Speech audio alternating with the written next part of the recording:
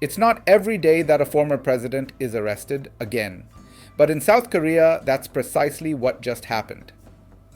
Former President Yoon Suk-yeol, formally removed from office in April 2025, has been detained for the second time within a year.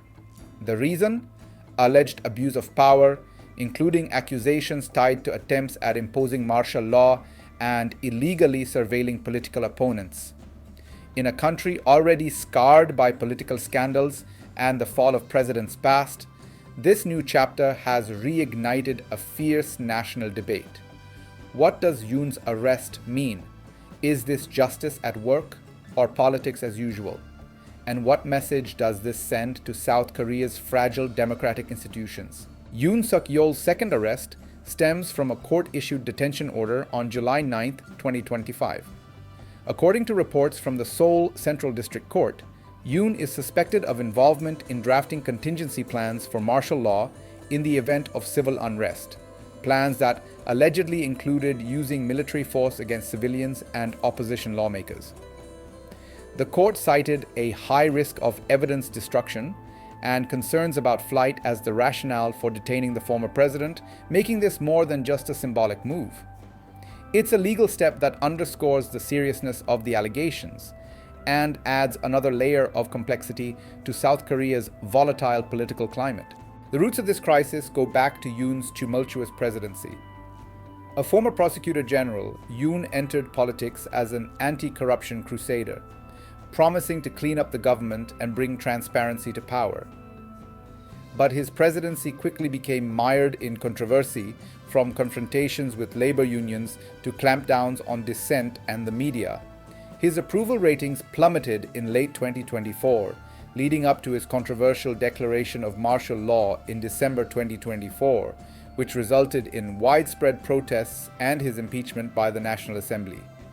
A snap election held a few months after that brought his rival, Lee Jae-myung, and the Democratic Party back to power. While many saw Yoon's political downfall as the end of his influence, this latest arrest proves otherwise.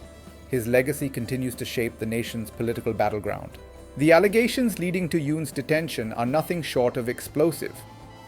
According to South Korean media and court filings, Yoon is believed to have worked with top aides and military officials in 2023 to prepare for a possible declaration of martial law. This was allegedly in response to mass protests and anticipated political unrest tied to his slipping popularity and upcoming elections. Some reports suggest that surveillance operations were already in motion to monitor political opponents and influential civic leaders.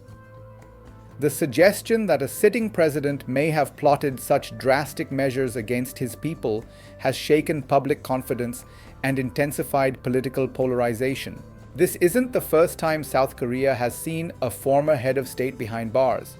The country has a long history of prosecuting its past leaders. Former Presidents Park Geun-hye and Lee Myung-bak both spent years in prison on charges of corruption and abuse of power.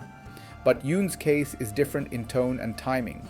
While Park and Lee were charged after they had been out of office for some time, Yoon's first arrest came in January 2025, while he was an impeached president with suspended powers, and his formal removal from office by the Constitutional Court occurred in April 2025.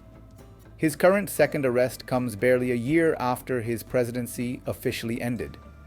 The speed and severity of the investigation suggest a shift in how South Korea deals with former leaders and possibly a shift in political norms. The political reaction has been swift and divided.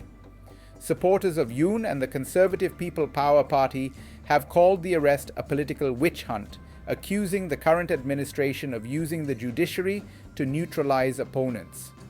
Meanwhile, Democratic Party officials argue that no one is above the law, especially not those who once held the highest office in the land. In the middle are South Korean citizens, some celebrating the arrest as a win for accountability, others concerned that the country's democracy is turning into a cycle of retaliation and revenge. Beyond the courtroom, the arrest has deep implications for South Korea's national psyche.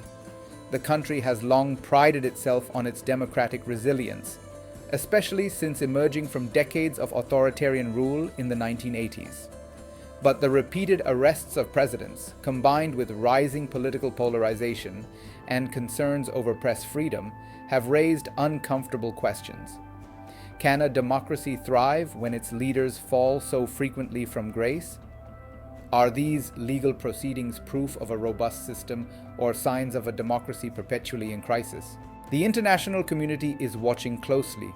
South Korea, a key US ally and economic powerhouse in East Asia, has positioned itself as a democratic success story in a region where strongman politics still dominate. Yoon's arrest sends a mixed signal. On the one hand, it shows that no one is immune to the rule of law. On the other hand, it highlights just how turbulent South Korean politics have become. Neighboring countries like Japan and China have so far refrained from official comment.